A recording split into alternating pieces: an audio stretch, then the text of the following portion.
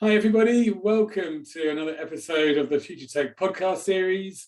It's me, Charlie Sell, the Group MD of Arrows Group, where I interview thought leaders, tech experts, people within the technology world to find out a bit about their story, have an open discussion about things they're interested in relevant to today's world, and that all-important career advice at the end.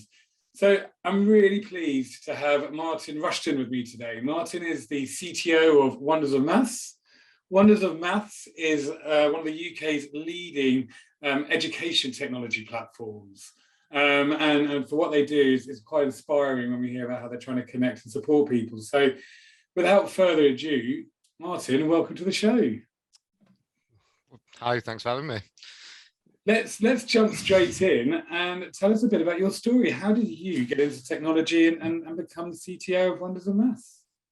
Yeah, well, it's quite a long story, I guess, like most are. So I guess we start at the beginning. You know, I come from a working class village in Yorkshire, and I come from quite a big family. And like the one thing that was always drilled into us was education is the most important thing.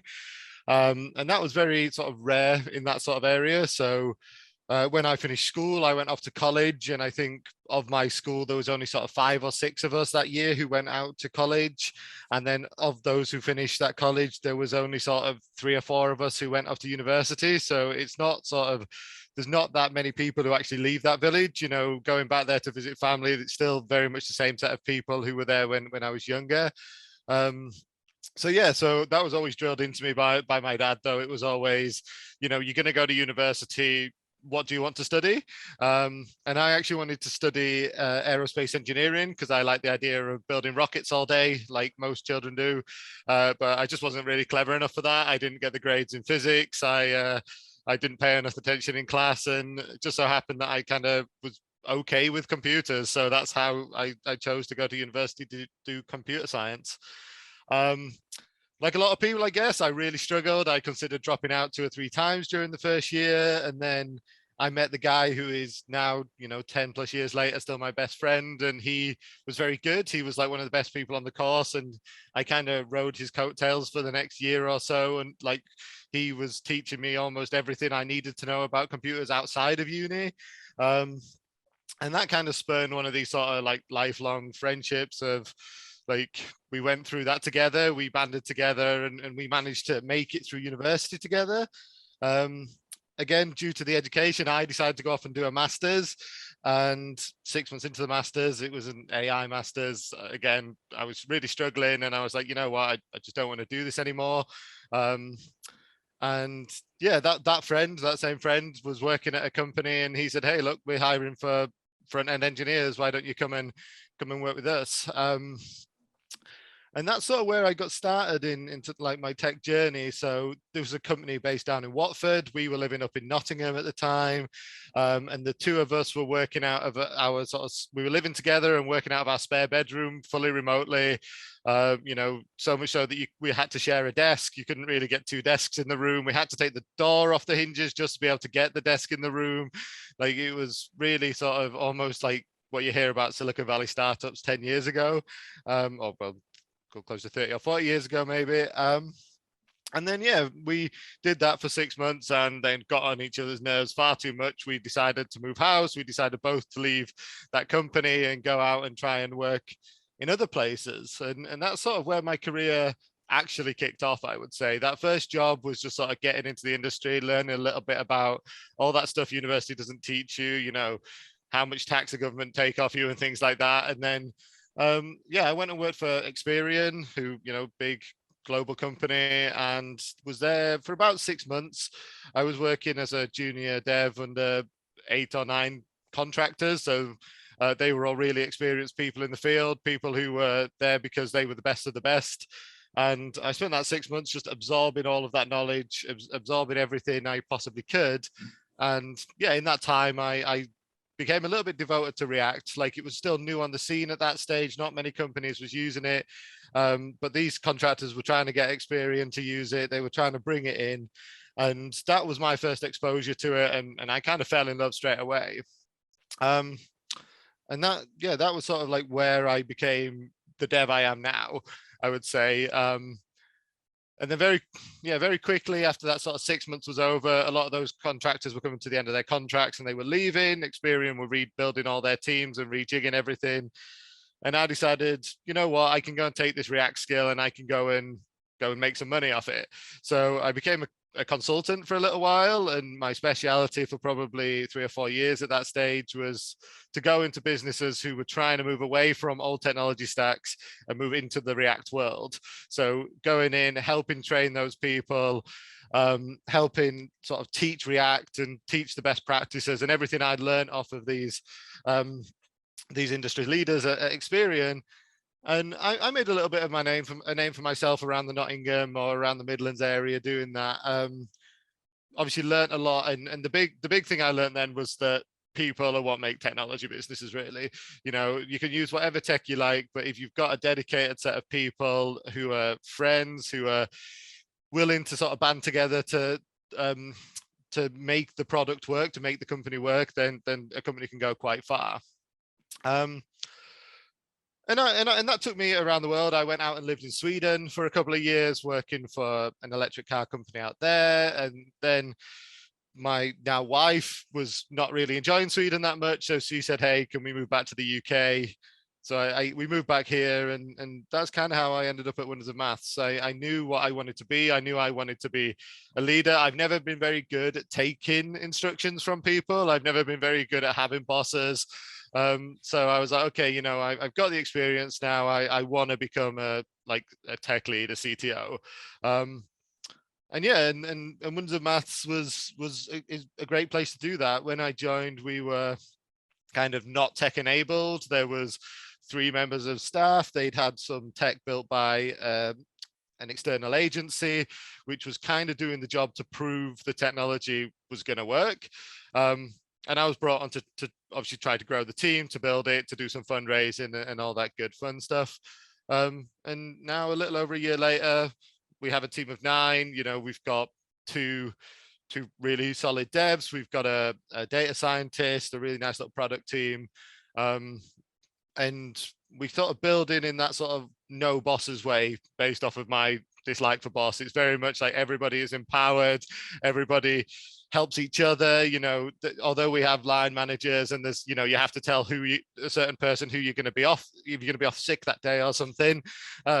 Generally, you know, people choose what they want to work on. And products are built from the ground up rather than somebody at the top dictating how we build what we do. And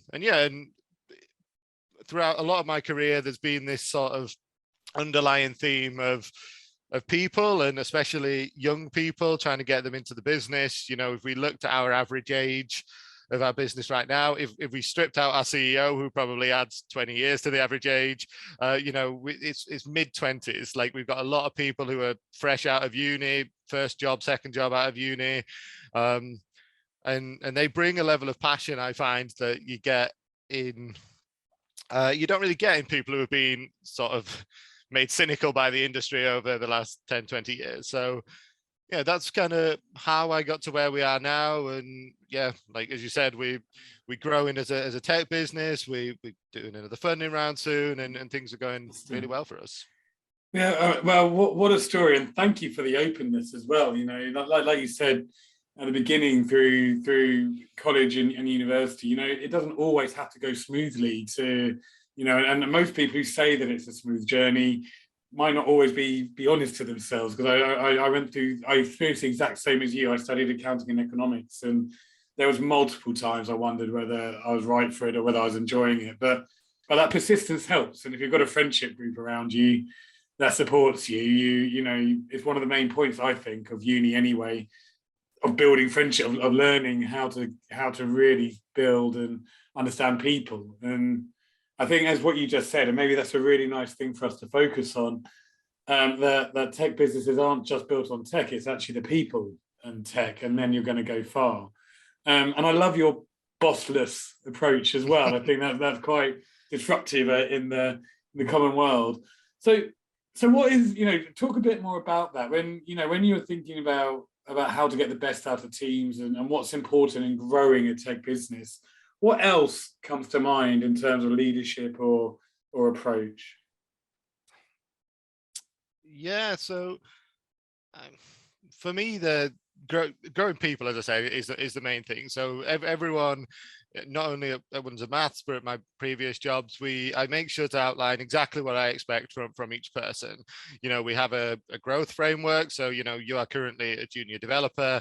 To become a midweight developer, you need to be able to have this set of skills. You need to have this set of interpersonal and soft skills, and you need to be doing these things, certain things on a daily basis. So that is certain things like writing good quality code, but it's also things like able to settle, mediate disputes and things like that. That's not something that I want a boss doing. That's something I want the team interpersonally doing. And we focus quite a lot. Being ed tech, we understand that education is super important. So anyone who starts with us, they're given a full knowledge of, any training you want, any conferences, anything, any books, let us know and we'll do our best to sort that out. Certain limitations apply, of course, but and let the people grow themselves. Because I think most people, although a lot of people, including myself, might say, I don't know where I'm going to be in 5 or 10 years, they actually have a rough idea of what their sort of future lies. And I can tell you how my past went, and I can try and make that a cookie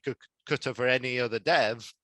But in reality, they're going to know whether they want to go into engineering, management, or development, and they know what set of skills that they're going to want, or at least they know roughly where they're going to go, so I can help them understand those set of skills. And that goes across the board. My designer at the moment, as I said, she's pretty new into the industry, and it's really interesting. You can see, because design's such a visual thing, you can see over the last year the progression of her designs as she's changed opinions, as she's grown as a person, as she's understood the world around her. Things like accessibility has become a lot more important after we've used our sites and people haven't been able to use it because they're not accessible and things like that. So yeah, it's very much about letting people sort of grow themselves with support of the people around them a lot of the time, for me.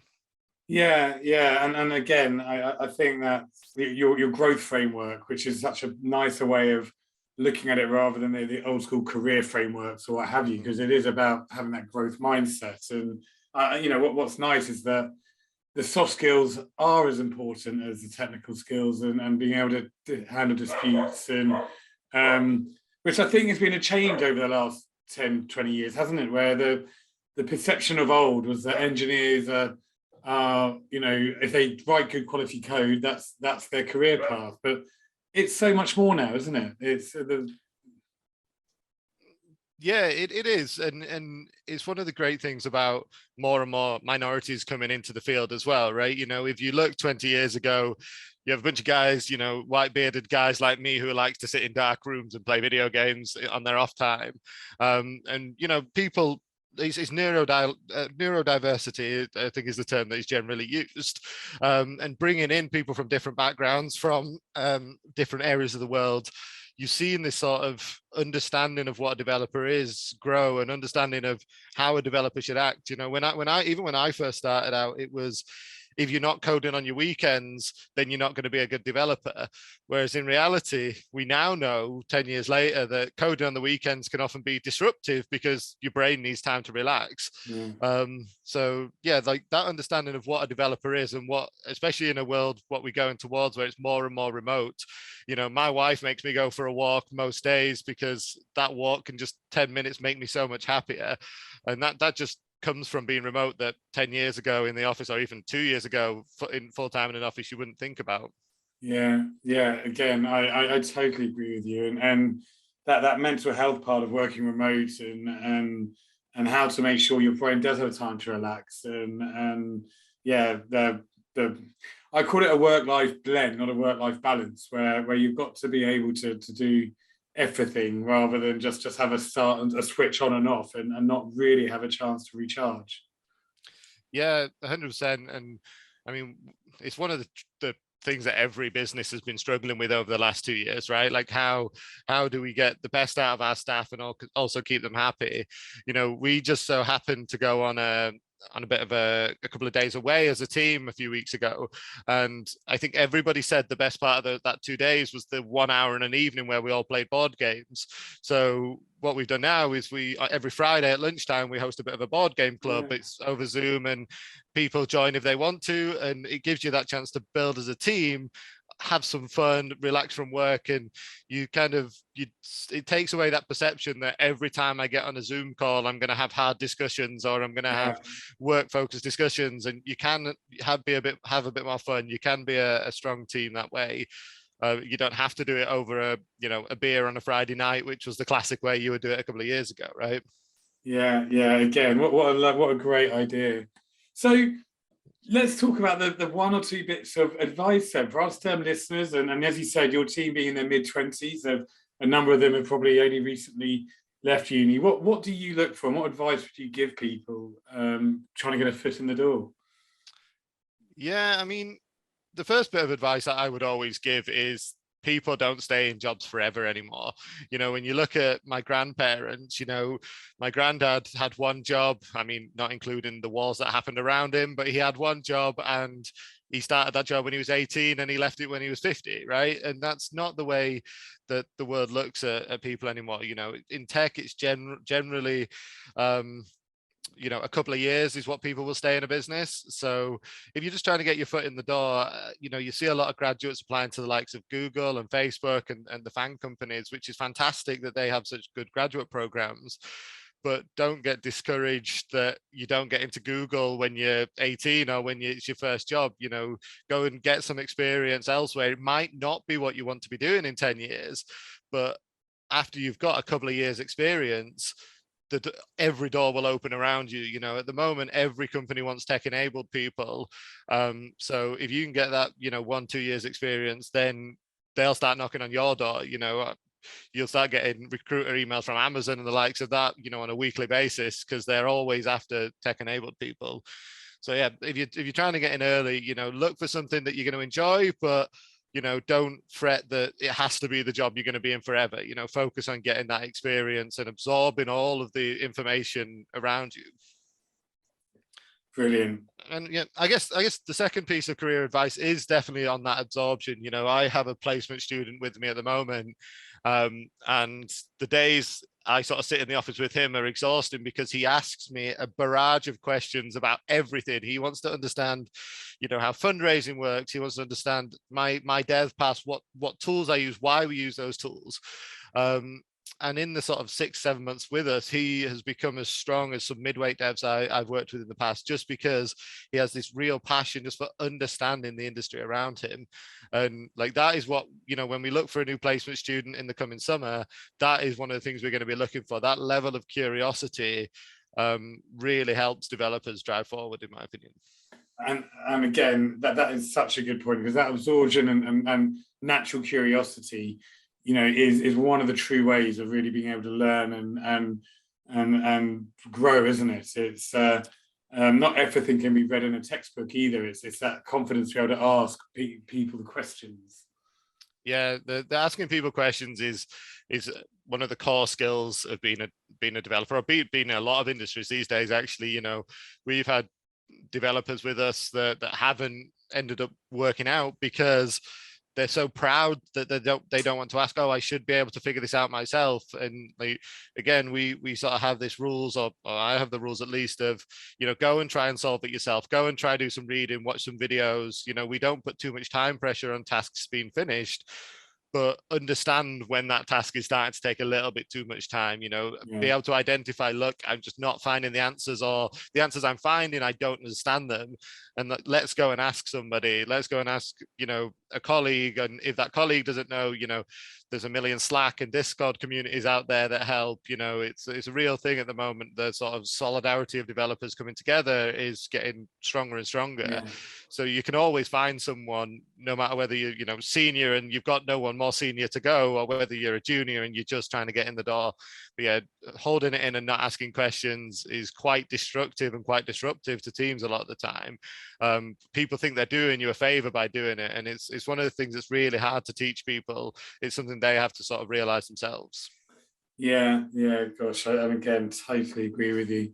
So look, that's our podcast coming up. That what great advice, and your career history, your clear passion of people in technology, and I'm going to really remember the bossless approach to management. That's I think that's something I'm going to now coin and phrase, because that really resonates. And to all of our listeners, that's another episode of our Future Tech podcast. So the podcast is posted on the Arrows podcasts, arrowsgroup.com/podcast.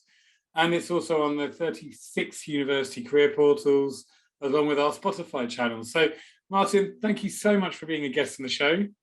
Thanks very much for having me. And to all our listeners, that is another episode of Future Tech.